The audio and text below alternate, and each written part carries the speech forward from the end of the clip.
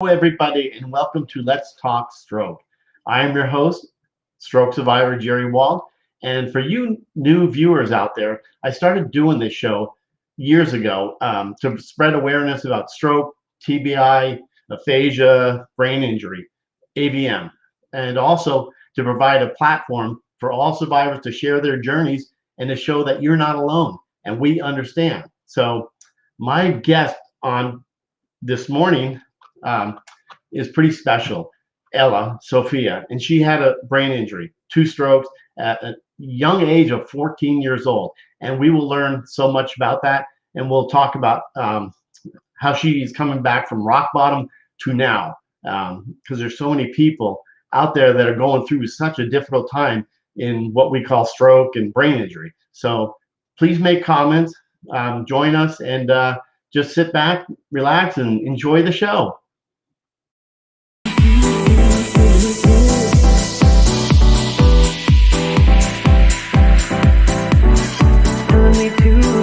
Taking a chance.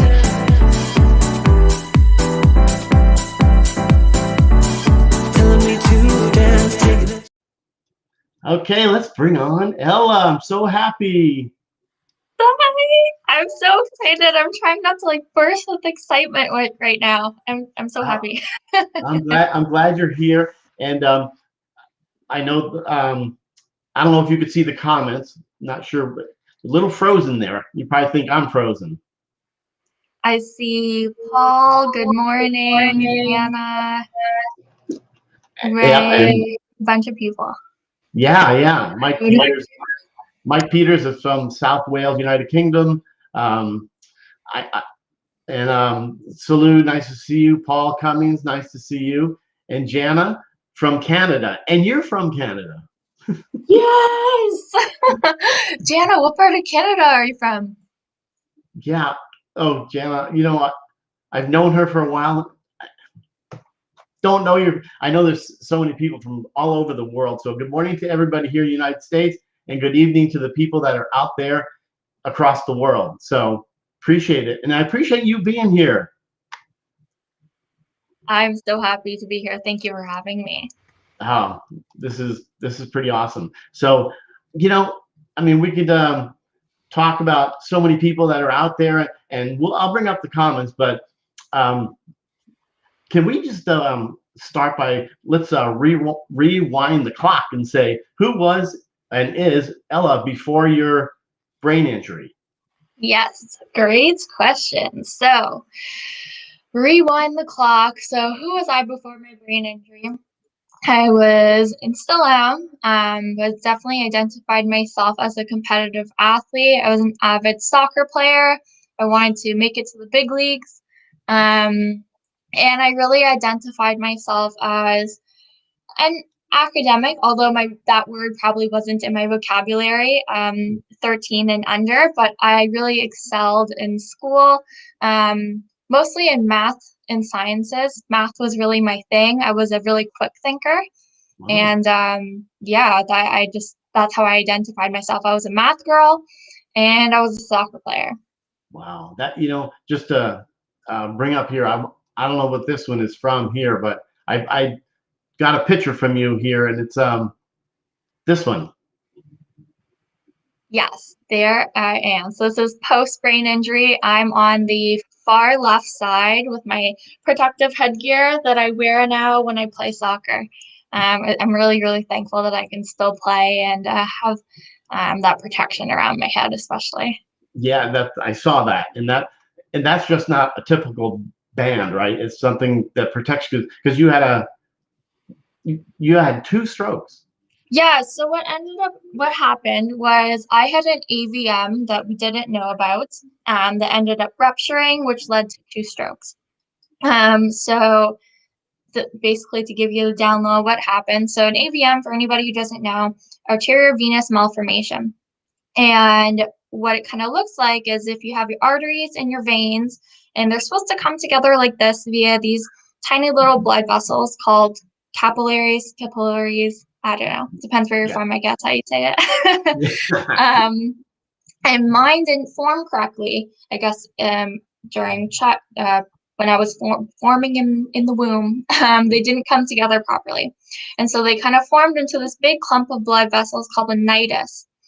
And kind of like a balloon, if you can picture a balloon getting bigger and bigger as more air pumps into it, my whole life as blood was pumping through these malformed blood vessels, the nidus kept getting bigger and bigger and bigger until one day it burst. And so that was January 10th, 2008. I was 14 at the time, and I was in ninth grade. And so when they ruptured, I was at school, and basically the hemorrhage led to 2 strokes. The left side of my cerebellum was affected, and the right side of my cortex. Wow. Wow. That's so, it's pretty amazing. And how old were you when this all happened? Because I posted it all over the place because it's pretty remarkable. You know, I always thought it was an elderly that had strokes. Yeah, so it was just 3 months after my 14th birthday. So I turned 14 October of 2007, and this happened January 2008. Wow. Yeah, and it was just totally out of the blue. I was healthy. I was an athlete. But there just happened to be this malformation in my head that nobody knew about, and that's what led to it. So it's pretty scary stuff. Yeah, it really is, especially at that age. Delilah, nice to see you from Ireland. Oh, January 7th, 2008. Jana, also, I used to live in Edmonton, Jana, for 2 years, and then I just moved back home to just outside Toronto. So I feel like we're like this, Jana. We're gonna get along really well. Yeah, pretty close. Wow. So, wow, that's pretty amazing what you've gone through. What you had family support, your friends. 'Cause we talk. I mean, I've looked at some other stuff about you, and talking about, because I always ask, were you treated any differently, like when your friends found out? Because you were a freshman and you made the varsity soccer team. Pretty impressive. Yeah, thank you. Yeah, so for some context here, I mentioned I was an avid soccer player, so I literally just made the varsity soccer team. And we actually had a practice that morning before school started. And so I remember, yeah, walking to school, doing my first practice together as a team.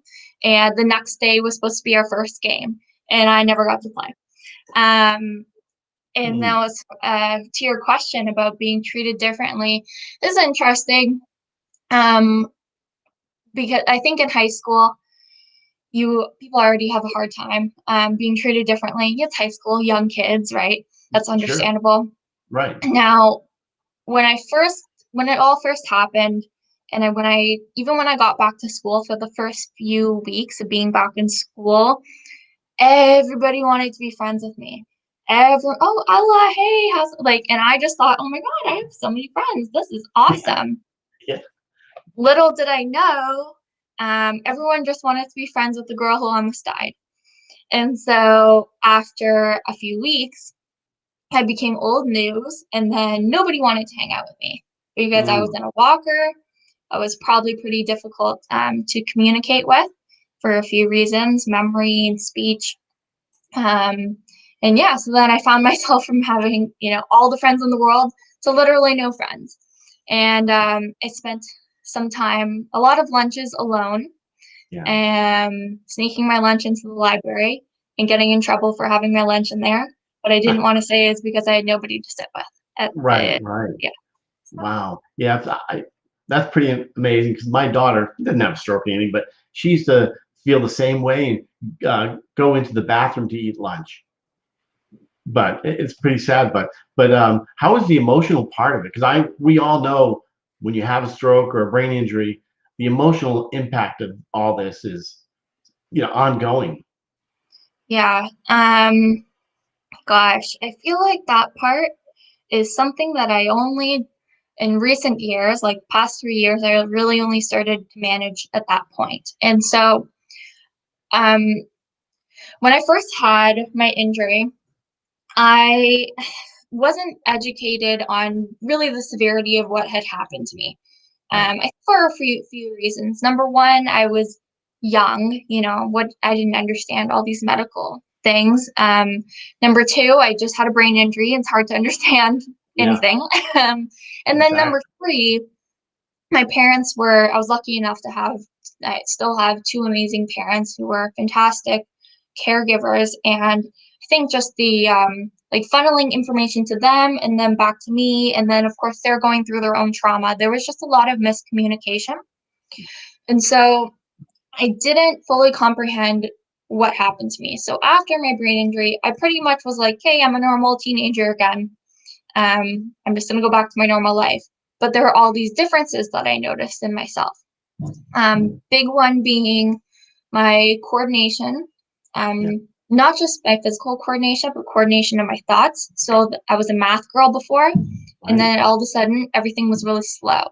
And it felt like if you have like not a VCR, like a VHS tape or a actual tape, you can manually turn it to Yeah, make the tape move around. It felt like yeah, I was turning it, but really slowly. And so I was like, what the heck? Like, why do I feel like a totally different person? And because I never had any doctors or professionals validating that, hey, you might feel different because you had a brain injury, right. um, I just thought I was becoming a crazy and stupid and insane person, and I was not meant to live, basically.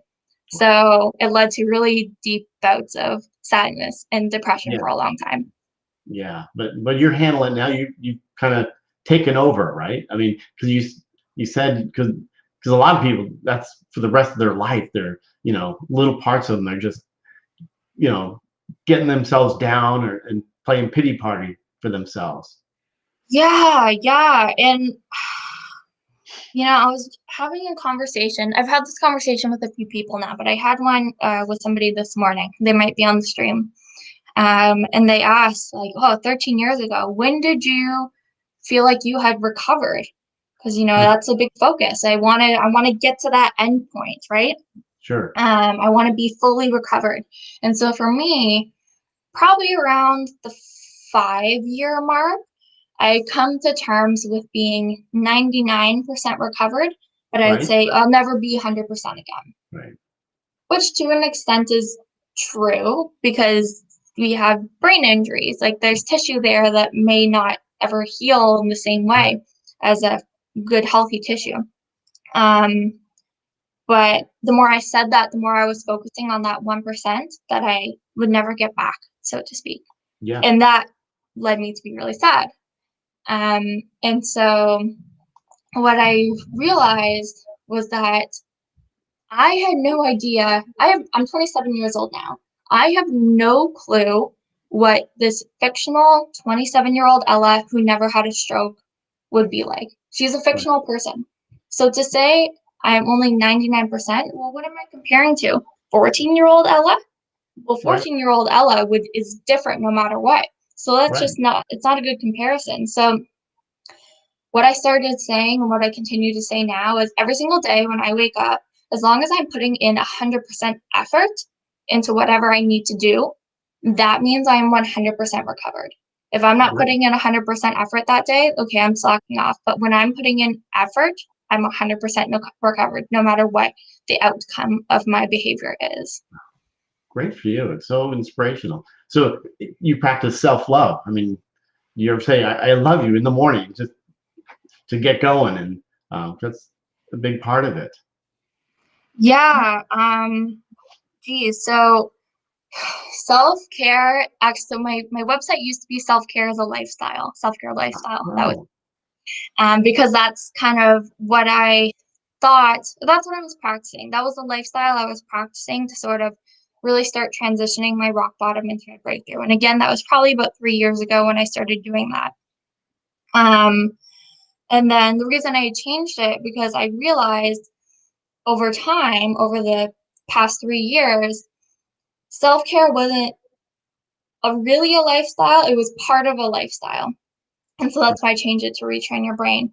But something that I'll bring up that I think is really important is because a lot of people say, oh, you're smiling, you're always happy, you look like you have it all together, like you're rock bottom to breakthrough, you're living in your breakthrough, that's amazing. right. And like, I just want to say, I am not perfect. One thing that I struggled with a lot, even before my injury, was suicidal thoughts. Yes. And we can talk about this more too. Sure. Um, but I still like I learned how to manage them, and that's what made my rock bottom flip into my breakthrough. But I still have them, Yeah. and I still have to manage them. Yeah. That's tough because I know I talked to hundreds of stroke survivors. That's a big thing to overcome because I know that there's um there's so many people out there. Mike Peters, he's from South Wales, United Kingdom. Um, uh, Not to say what he said, I was able to fly home, but he was also suicidal. I talked to so many of them, and so Avril, nice to see you from Scotland. Wow, they're coming from all over the world just to see you and hear your story. So I'm honored. you're how do you push? Because you're talking about the suicidal. How do you push through those hard days? Because we have them. Okay, so oof, I can of know. worms. Sorry. No, it's okay. I love talking about this, and I think it's so important to talk about because I'm all about the tactical um, tools, things that you can actually do in the moment. So, for context, prior to I had a little bit of a suicide scare at the end of 2017. And so prior to that, I had no idea how to manage these thoughts, and I just repressed them, and they continued to get worse until I had that scare. Um, and I would hear a lot of people say, "Oh, think of how your parents crying or something like that. Like, think of things that would make you want to live." And I just I couldn't do it. And I think that's because I had the thoughts so much over time that they turned into true beliefs. Like, there's a difference between thoughts and beliefs. Right. And there came a point where I truly believed I shouldn't be on this planet.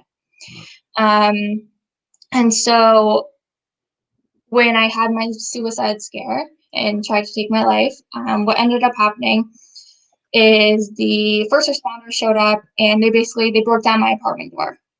And so after they were knocking on the door, I was still conscious and everything. I scurried into the bathroom, and at this point, I was just hysterical. I wasn't opening the door for them. I just couldn't believe it was all happening. Right. And I remember walking into the bathroom and just thinking, God, if you could just open the bathroom wall so I can crawl in there and this can all be over, like, that would be awesome. And that didn't happen. And so first responders busted down my apartment door and they came in. And in that moment, I felt so ashamed, felt so much shame. And Right. that was my absolute rock bottom.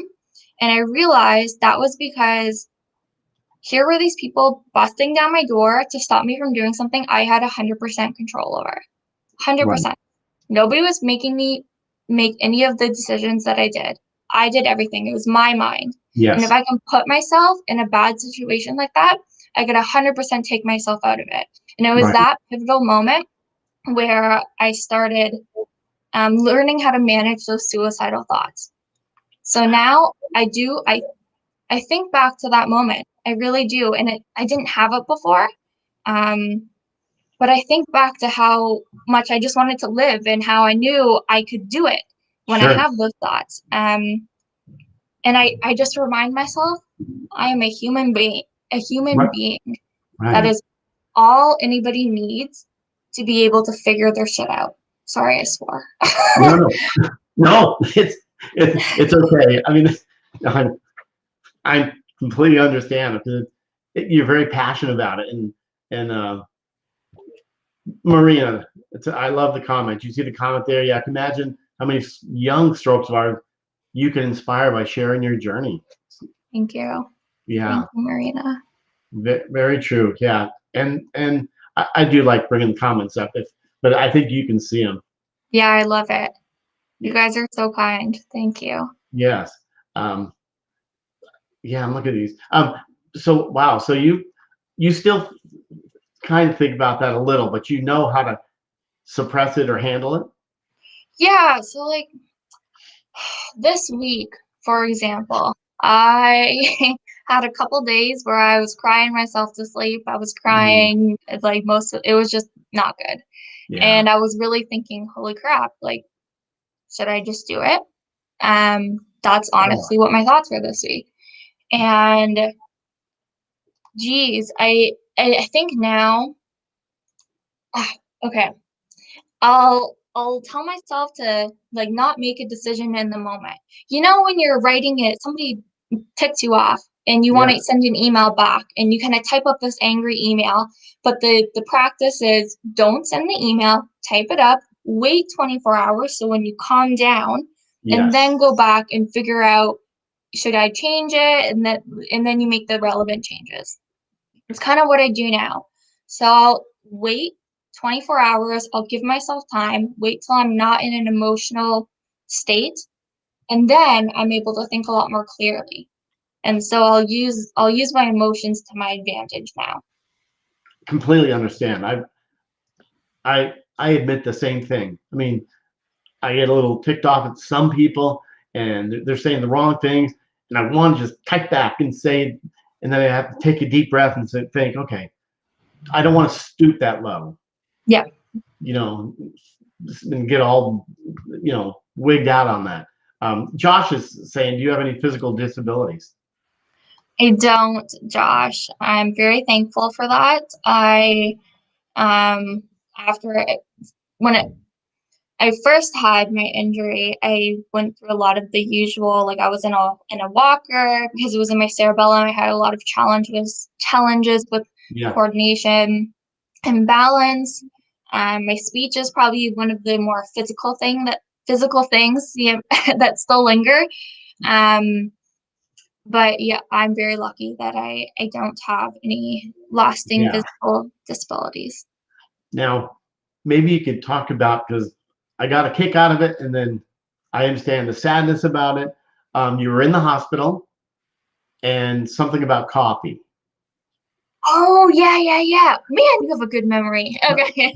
I'm trying to, yeah, yeah. I mean, you're very inspirational, and we follow each other. We talk quite a bit, Yeah. so Yeah. I Okay. watch your So, videos. So so what happened, what you're referring to is an incident in the hospital. So as I mentioned, I did have a lot of left side weakness, mhm. initially. And I remember, this was the point where I was, out of the ICU. I'd started practicing using my walker. So I was able to move around. And I had a friend visit, and and she brought me a coffee, which was super nice of her. And I remember sitting and talking to her, and the coffee was on the table on my left side, and I really wanted to reach for it and take a drink. And I knew if I used my left hand, it would like I wouldn't be able to do it. Like I knew it because I already discovered that I had this weakness. But I was like, there's no way I'm gonna look like a loser and like reach over with my right hand. Like, no, come on, Ella, like you're a rock star. Yeah, And so I reached over with my left hand, I'll do it in the camera. And as soon as I grabbed it, it was like like and it just went like everywhere. And I was so embarrassed. And I'm like, okay, I need to do some work here. Like I need to start doing some exercises, getting in some rehab, and like this is not right. yeah, yeah. That was funny when because you've said that some other interviews, but I got a kick out of that because I totally understand. We think we can do something, and and we feel like we can't do it really. But Yep. so you go through therapy? Probably Yeah, everything. so I did, yeah, probably the typical like OT, PT, speech pathology, which probably lasted the longest because I loved my speech pathologist. Oh, She was nice. just fantastic. And if you guys can tell, I'm a talker. Yeah, I Um, love it.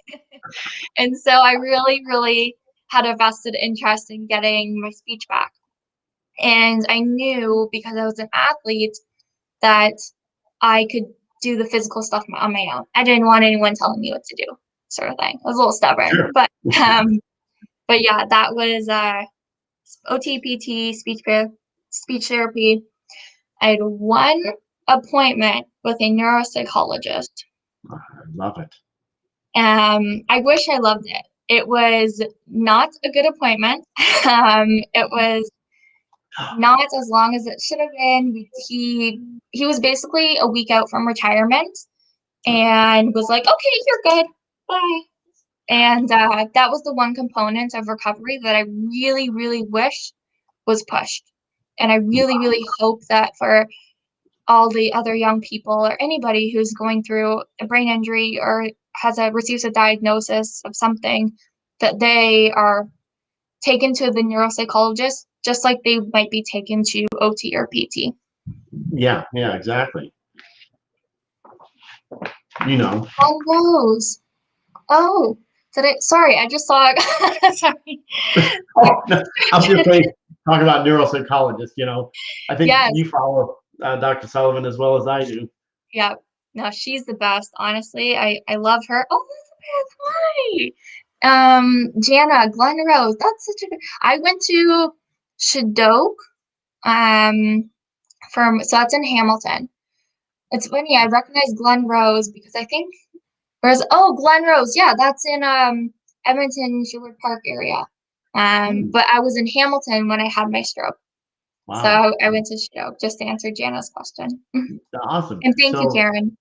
yes, this one now to get in, you're also a habit coach. Yes. Can we? Some people probably don't know exactly what a habit coach is because that's what you're doing now, right? Yes. So I work with people one-on-one or in group settings. I have a course that's tailored for both group or individuals. And basically, what I do is I help people create, turn their micro behaviors into automated habits. Hmm. I think the word habit is really overused in the wrong way a lot nowadays because people are just referring to regular behaviors as habits and they don't really know how to explain them. So, a habit is an automated behavior. It's subconscious, it's something that you're doing without really thinking about it. Um, and to say that all behaviors that you do are habits, it's not the same thing. Right. And so the reason I teach people about habits and how to do them is because they're subconscious, and that means they help conserve energy. We have a think. I know I have a lot of bad habits. I'll give you an example of eating sweets after dinner. But the reason I gravitate towards that is because my brain already knows it's going to get a reward. So instead of thinking of something more difficult to do, it just goes down the path of that habit. So if you can create more good habits in your life, more of these automated subconscious behaviors, you're going to be able to conserve more energy. And for people like myself who still experience a lot of neural fatigue, it's much easier to operate in habit than it is out of willpower. And so that is my big focus when I do one-on-one coaching. Wow, wow, and that's right up there. That's your logo there. Retrain the brain. Yeah, that is my I can't logo. reach up there, but so um, not to well, do you have any seizures or have you had seizures or you're because so No many people seizures. no seizures. I Do was do very people? lucky. Oh yeah, you're very fortunate. Do people ever say because it's happened to me? Oh, you don't look like you had a stroke. So I'm thinking, what am I supposed to look like? Yes. So that is a really good comment slash or question. Um, and sometimes when I tell them, when it comes up in conversation, they'll be surprised. And yeah, you know what? I take that as a compliment. I think I'm Yeah, doing pretty darn well. yeah, I absolutely. was I was very lucky that it happened at a young age because I think that helped with a lot of my recovery. Right? Um, now sometimes like because I know I'm still very lucky when it comes to cognitive, even though that's where most of my deficits are. I oh I know. sometimes I almost wish and maybe people are going to kill me for this, but sometimes I get so upset because nobody believes me that I, have these cognitive deficits. I wonder if I had more obvious weakness in my arm or leg, maybe people would believe me when I say, "Oh my gosh, I don't understand what you're saying. Can you slow down? Or can you write this down for me? Can you give me 24 hours to look at these emails or instructions? Because honestly, I need more time to figure it out." Yeah. And so, yeah, it's frustrating, but you know what? It's just something I have to deal with, and that's life. Life is hard. There's Yeah. no two ways about it. Right. Right. My thing I always say, stroke is not for the weak. Yeah, Wow. exactly. Yeah. So here's a picture of you in the hospital. I don't want to bring up because sometimes I don't know how you feel when you look back. I had my stroke and I can vision all these things, how I was. It kind of gets emotional, at least for me. So I don't know how this one here. Yeah, That's you and your mom. me and my mom. Yeah. Yeah. Was that in the beginning or probably in the? It must have been, yeah, I don't remember. I don't know if that was like, I could probably check the date on the picture, but Oh, it might have been when yeah. I was like out. I don't know. Yeah, not at the very, very beginning because they weren't sure if I was gonna make it. So I don't imagine my parents were like, snap a picture, like. Yeah. I know that. I know. I hear a lot of people. They don't. How come you don't have more pictures when you're in the hospital? That was not a fun time. My family Yeah. did not want. I mean, take pictures. They don't know if you're going to survive or not. So you got one. Yep. Exactly. So Yeah. Wow. So now that you're let's see, a habit coach and creator, um, content creator. content creator, and I have your websites. This one here is Yeah, for my if you go to my Instagram page and you go to that the link tree there, it'll take you to all the different things I have available. yeah, and you do have quite the amazing website. I Yeah. mean, there's so much information on there. For somebody has a because me too, I have the same. I think we all do that.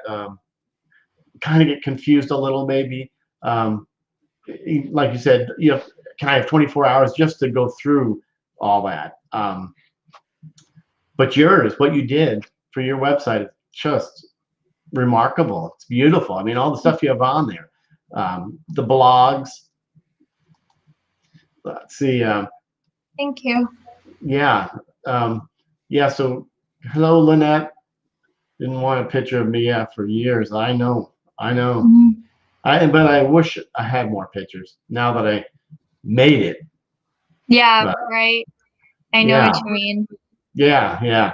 So how did your family handle it when they think 14 years old? An AVM, two strokes. You had to Yeah. drain the bleed. Yep. I got a nice couple holes back there in my head. Um, yeah, it was well, so first of all, I want to say my family, so my parents, my sister, incredibly supportive. Mm, Like I have an amazing family and I'm so thankful for them. Um, I think like they were great as far as, they did pretty much everything the doctors told them to. Take her to right. this place, get her to do this rehab, and they were like, okay, like we'll do that. Um, where I wish things were different is something that I mentioned before. I wish the doctors had said, hey, take her to a psychologist. Hey, take her to like a mental health professional. Right. Um, that's the one thing that I was missing. But you know what, Jerry? I look back now and people say like, well, would you regret that? Like if you went back in time, like would you choose that different path now? Like do you really wish that you went to all the psychologists and all that? And like here I am saying, yeah, that would have been really nice, and I hope other people have that opportunity. But for me, if I wished, oh, that I was taken to a neuropsychologist for like every week for a year, or if I was taken to some sort of mental health professional, that would Right. mean I would be a different person right now. And I would never want to wish that. Uh, And so one thing that I do to sort of justify not wanting to, take a different path or like regretting anything is right. when I think about all the challenging and hard times I've been through and continue to go through, I think of myself as a sword. I don't know if you've heard me say this. And so if you think of yourself as a sword, how does a sword get sharp? Well, you picture a blacksmith and he has a sword and he has to drag it across a whetstone to sharpen it. And Right. you can hear that, you hear the sound. And every time that sword goes across that whetstone, that's like you going through a challenge. Because you can Yeah. imagine if a sword had feelings, it would be going, ow, like you just hurt me, Right. Right. Um, but every time that sword gets dragged across, now it's so much sharper. And now it can take on more and more difficult challenges in the future. And so that's what I picture every time I think of a difficulty that I went through, or if I'm presented with a difficulty in the moment. Right. Wow. That's beautifully said. And there was one time, I don't know how long uh, after your stroke or AVM, how long, then you took a chance and did a speak. You did in front of 100 people. That these guys were like rocket scientists, weren't they? Yeah. Well, not rocket scientists, but very high up in the career. So, Yeah. um, I so after my brain injury, my stroke, AVM, whatever you want to call it, I finished high school, ended up applying to university. I completed my undergrad, and at that moment, I decided to go back to do a master's degree. And so with my master's degree, I ended up getting a co-op job, which turned into a full-time job eventually with the federal government. Wow. Um, and so I was doing like national security policy work. And it was also around this time, end of 2016, beginning of 2017, that I was repressing my feelings so much post brain injury that it was really the suicidal beliefs really started to become prominent. And it Wow. was affecting me at work, and I didn't want to get out of bed, and I was just eating and gaining weight and crying, and it was just getting really bad. Until at one point, I actually was on our work blog, internal blog, which I never go on, but randomly one day I was like, I'm gonna go just like read through the blog. And somebody had posted a PDF on, she had had a concussion, and it was like Mm. post brain injury information. And I was Wow. reading through this and I was like, oh my gosh, this is my life. All these Wow. brain injuries, and that's when it all clicked. And so I'd reached out to my supervisor at the time, who was just amazing. And I just kind of word vomited all these feelings that I had been repressing for about almost 10 years now. Wow. Yeah. And so long story short, they ended up writing a little piece about me on the internal blogs about how I went through this, brain injury, yada, yada. Right. Somebody saw it and said, hey, let's get together. Let's get a bunch of people together internally in this department and put on some events for Brain Injury Awareness Month, June 2017, for anybody who's interested. And so we all got together. We were thinking, who are we going to get to speak? Who are we going to get to speak? And there's all these like directors and just people who are really advanced in their careers sitting in this Sure. room. And I'm like, I'll do it. You I have did it. some things to say. And Right. so, yeah, I did this big talk in front of like 100 people, all these big directors and people in the government, and I rocked the house. Yes, you did. Yeehaw. Yeah. And wow. So then after that, right after, while you were leaving, they were, right, they were coming up to you, or Yeah, so I did the talk, and I did a lot of training at work as well. So I was very used to finishing my training session, shutting down the computer, and just kind of leaving the room with everybody. And so I kind of went to go do the same thing, shut down the computer. And my friend was like, hey, like all these people want to talk to you. What are you doing? And I was like, to me? Like, really? somebody. Yeah. it was fantastic. And that's when I realized this is the type of advocacy work I want to do for the rest of my life. Wow. But you wanted to be an attorney, is that correct? That is correct. Yes. Wow. So now you're a content creator and you're retrain your brain. Um, Yeah. So I realized, and this is something we'll talk about too, because I wanted to be an attorney, and I had my mind set on that. I mentioned I was very stubborn, so I was like, I'm gonna do this. This is my path. I'm gonna follow it. There's no, taking different routes. And so I was in my undergrad, and I was probably around the third and fourth year. You take more tailored seminar courses with probably about like 10 to 15 people. They're very tailored to legal, that's the major I was doing, yeah. legal studies. Yeah. And we actually had a lawyer teaching the class. He wasn't a professor. He was just doing an instructor on his off time. It was really, really good. And I tried so hard. I took 2 of those seminar courses, and I did very well in both of them. But that's kind of when I came to the realization that if I was going to be the successful lawyer that I wanted to be, it was probably going to take a lot out of me because my brain thinks a little bit slower now. Yeah. I wasn't able to think of things immediately in the moment. It took a lot longer for me to write things down, and I figured I could try super, super hard to be this big shot lawyer, but I just don't think the pros outweigh the cons. And so instead, I went a different route, and I found something that worked for my brain a little bit better. So I had to change career paths, basically. Wow. But it's working out though. Thank you. So how they people would get a hold of you or look on your website there, retrainyourbrain.ca. Yeah, so you can go, there's my website and my email on there. You can go to retrainyourbrain.ca, not .com, .ca. I wanted to get .com too, but unfortunately it's been taken. So anyways, you can reach out to me there. I also have a YouTube channel and Instagram, Facebook. It's Ella Sofia, spelled with 3 S's. But that's all, you can find it all by just going to my website. Yeah. And then you can go figure out Instagram everywhere. Yep. Yeah.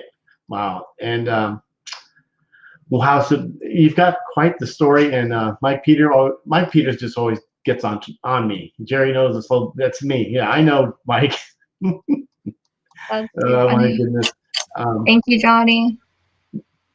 Dang, stroke survivor and future attorney. Yeah. Thanks, Johnny, Mike. awesome.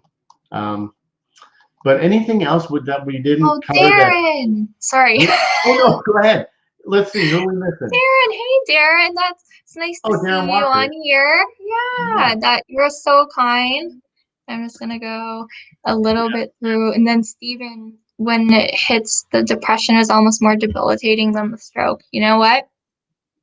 Yeah, for me in my personal life, I'll say, yeah, it definitely was. I agree, 100%. It's yeah. Do you get the neural fatigue as well? Yeah, and that's actually another thing that I wasn't educated on. And so in high school, it was the worst because that was when it was kind of fresh after injury, and I had no idea why I would get so tired, and I would actually do my homework on the cold tile floor in the kitchen, lying down because it was cold and uncomfortable, so I can try and stay awake to finish my homework. Wow. Because I'm so dedicated. It's interesting though. That's good. Yeah, It but I worked do. for you. Thank you. But I do still like fall asleep all the time. I've fallen asleep standing up. I have fallen asleep like sitting with like reading a book with my like. It's just yeah. I think if you guys had a brain injury, you probably know what that's like. Yeah, it's true. A lot of people can probably relate, but at such a young age. I don't know if you saw the one.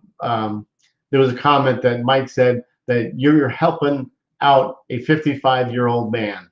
Oh, that's nice. Thank Yeah, you. I don't know if Josh is talking to you, but Do you feel comfortable or confident having or being in a relationship? You know, it's a really good question, Josh. yeah,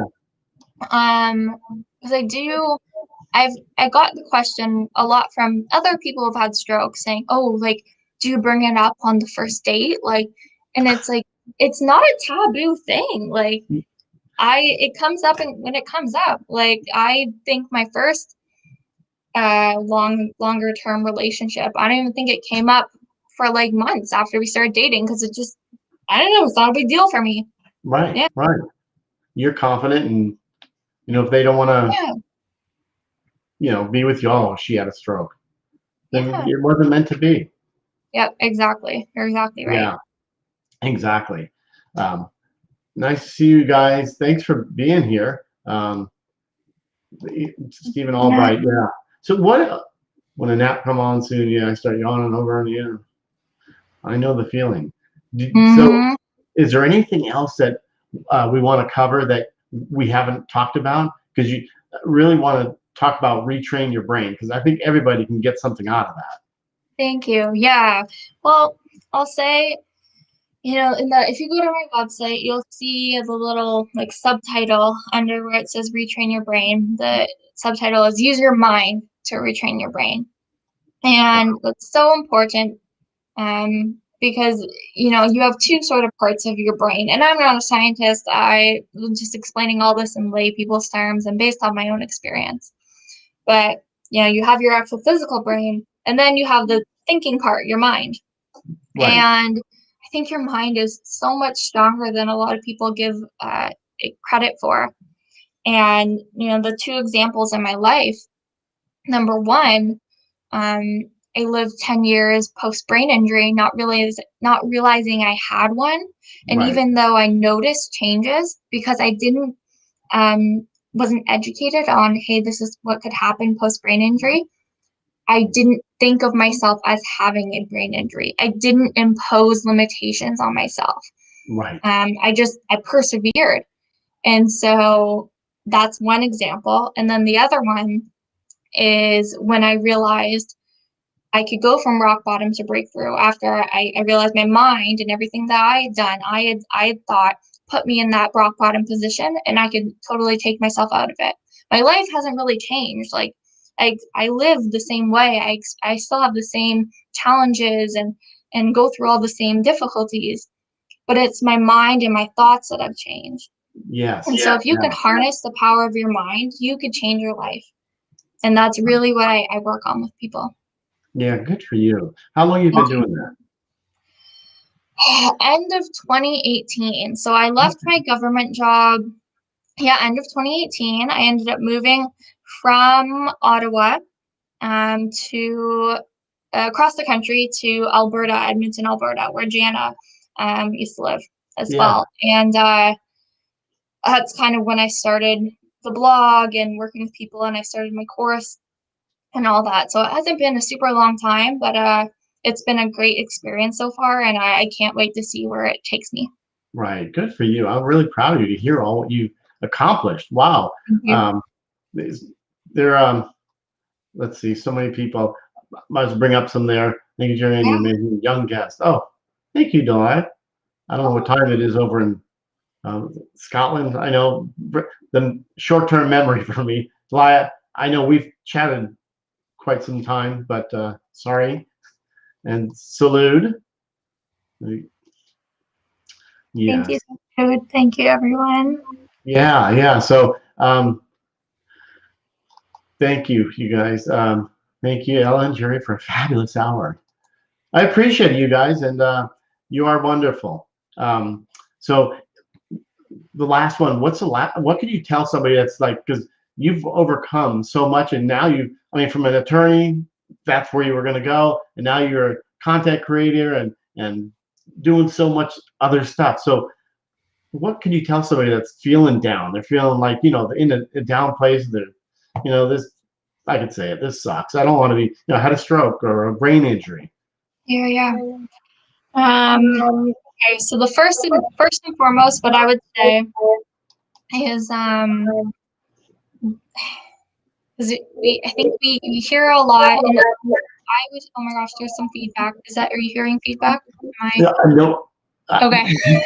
If you have it on your phone too, then yeah, that's where it No, would be. I don't actually. Maybe it's, I don't know, maybe I was talking loud. Um, It's all good.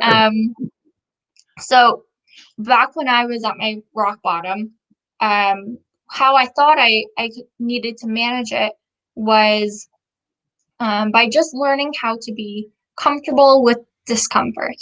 I think we hear that a lot, and it's true. You do need to learn how to do that. But my problem was, and I had to figure this out myself, was before I, stepped outside of my comfort zone or learned to be comfortable and like challenge myself and all these things, I had to figure out what the heck my comfort zone was. Because when I was at rock bottom, I didn't even have one. If you are so sad or depressed or whatever it may be, your mood is so low that you don't want to get out of bed, you don't want to do the normal things that make you happy, you don't even have a comfort zone. So we got to start there. And so what I recommend to people, what I work on with people is this activity, and I call it the or the comfort zone or self-care recipe. And the idea is that you create a recipe for a functional version of yourself. So just like you create a recipe for, say, your favorite cake, for like vanilla cake, let's say, you have all the ingredients, and not only do you have the ingredients, but you have to put them together in certain ways. So you might have 100 grams of butter, but it can't be melted. It has to be softened. And you might have 2 eggs, but you have to, say, separate them from the yolks, and you have all these steps. So what are the things that Ella needs to become a functioning version of Ella? So how much sleep do I need? How much time do I need to spend by myself? What sort of hobbies do I like? How do I create plans? How do I organize? What makes me feel pretty and good? Like, you have to make this recipe for yourself. And once you figure that out, that is your comfort zone. And so anytime I feel like I'm out of my funk, not feeling good, Mhm. I go back to my self-care recipe and I think, okay, I'm missing that, I'm missing that, I'm missing that. And you can start to actually tactically implement these things that you know are going to help you feel better. And so that's the first thing I would tell somebody. And then the second thing is no pressure, no diamonds. Yes, nice. As a mantra that I repeat, if the sword thing doesn't really work, or I need something else, there has been so many times, Jerry, where I've just sat and I've cried, and I tell myself, no pressure, no diamonds, no pressure, and I just repeat it and I repeat it and I repeat it. Because at the end of the day, nothing is easy. Yeah. Nothing is easy, but you're human, and that means you can get through it. Yeah. I firmly believe that. Right. I love it. What a great way to end. But Thank you. Stephen Albright wants I need to hire her as a coach. And another one I saw, oh, Mike Peters said he sent you a friend request. Oh, okay, awesome. I'll reply, Mike, and Yeah. then Steven or anybody else. If you go to my website and I think it's services, then or even right on the main page. Yeah, website's right there. There. Um, there you can book a consultation, which is 30 minutes free, by the way, just so we can get an understanding of, what you need help to work on. And then I have a course available, and then of course you can just book one-on-one coaching time. Love it. This is Thank terrific. you. Thank you guys all for being here. I appreciate all the comments. You guys are awesome. It really makes a difference. And Ella, thank you so much for being here. Thank you, Jerry. I had such a good time, honestly. You got everybody here. Thank you for being here. It's been great to interact with you and meet you. And yeah, I'm just so happy. Thank you so much, Jerry. Oh, absolutely. And reach out to Ella on her website or Instagram. You can find her and the consultation. That's awesome. Well, Thank thank you. you. All right, we'll Thank talk you. to you again.